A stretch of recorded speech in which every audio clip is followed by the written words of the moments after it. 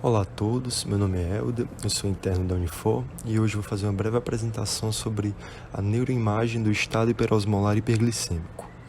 Inicialmente vamos ao caso que inspirou a realização dessa aula. É um paciente de sexo masculino de 47 anos que foi admitido por um rebaixamento do nível de consciência e convulsões tônico-clônicas, admitido em estado de mal epilético, sendo entubado e medicado com fenobarbital. De patológica pregressa, ele era portador de DM2. Ao exame físico, ele apresentava um Glasgow de 10, mas sem déficits neurológicos focais ou paresias. Ele tinha uma TC de crânio à admissão normal, uma glicemia de 125, e no decorrer da internação ele evolui com lentificação cognitiva e uma desorientação temporoespacial. Vamos às imagens do paciente. Aí, em T2/FLE, a gente consegue ver um achado de hipossinal subcortical, que está aí destacado no quadrinho amarelo.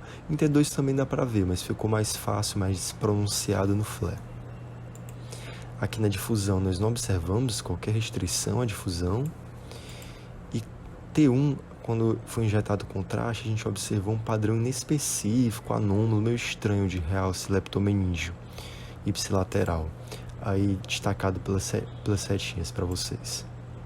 E agora vamos à patologia em si, que é o estado hiperglicêmico hiperosmolar, que faz parte do diagnóstico diferencial das emergências hiperglicêmicas juntamente com a cetoacidose diabética.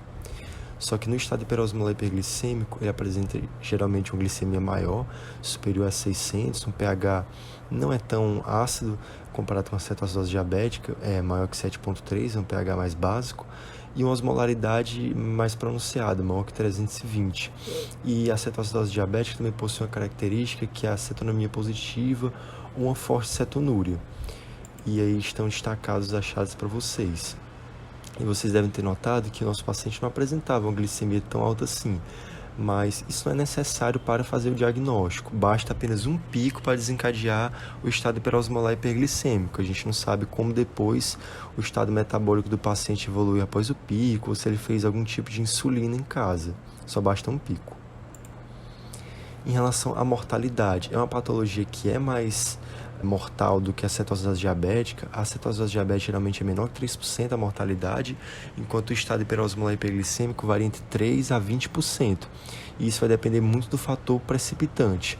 Pode ser processo infeccioso, uma aderência medicamentosa, a primeira descompensação diabética no paciente que não usou seus remédios adequadamente, ou que nem sabia que tinha esse diagnóstico, doenças cerebrovasculares, doenças cardiovasculares. Em relação à fisiopatologia, ela envolve uma redução relativa da produção de insulina, em contraste com a cetoacidose diabética, que é uma redução bem mais pronunciada. Ela ainda é suficiente para inibir o glucagon, ou seja, ela não vai ter alterações do metabolismo lipídico, não vai ter tanta redução de produção de corpos cetônicos e cetose. Por exemplo, se tivesse pouquíssima insulina mesmo, o glucagon ia ser muito mais pronunciado e ele vai fazer uma produção de energia a nível hepático, que vai usar como substrato lipídios, o que gera cetoácidos. Não é o caso do estado hiperosmolar hiperglicêmico. E outra questão interessante é que ele faz uma diurese osmótica, por causa da hiperglicemia. Acaba tendo uma diurese maior, portanto o paciente vai ficar desidratado, e é exatamente porque o excesso de glicose na urina vai gerar uma osmolaridade maior e puxa mais água para a urina. Em relação à epidemiologia, é mais prevalente nos portadores de DM2, e o paciente clássico é um idoso com DM2, um AVC e um acesso restrito à água, vai permitir que o quadro evolua de forma subaguda/crônica. E isso envolve até um pouco da apresentação clínica, que vai ser mencionada agora, uma apresentação gradual, subaguda, crônica. O paciente vai evoluir com poliúria, polidipsia, perda de peso, náuseas e vômitos, emagrecimento, turvação visual e indisposição. Histopatologicamente, a questão da convulsão é explicada de forma multifatorial, são algumas hipóteses que tem para isso. A hiponatremia, como o paciente está desidratado, que gera um limiar convulsivo menor. A DM2 geralmente são pacientes que vão ter já alguma anormalidade estrutural, vascular, alguma patologia isquêmica que pode predispor a convulsões. Existe também uma queda teórica no GABA, que o GABA aumenta o limiar de convulsão. Em comparação com a cetoacidose diabética, por exemplo, que tem uma acidose maior, as convulsões são raras, e como o ácido glutâmico depende de ácidos e no caso do estado hiperosmolar hiperglicêmico, não vai estar tão acidótico assim, supõe-se que isso possa estar envolvido também. Agora, em relação a aspectos neuroradiológicos, eu coloquei as imagens do paciente para facilitar a memória. Em T1, geralmente não vai ter nenhuma alteração. Em T2 ou FLE vão ter essas hipointensidades subcorticais, que estão aí destacadas na primeira foto. Na difusão, que é a foto do meio, geralmente não tem alterações. E no T1 com contraste, a gente pode ver esse realce leptomeníngeo anômalo, que está aí destacado pelas setinhas novamente.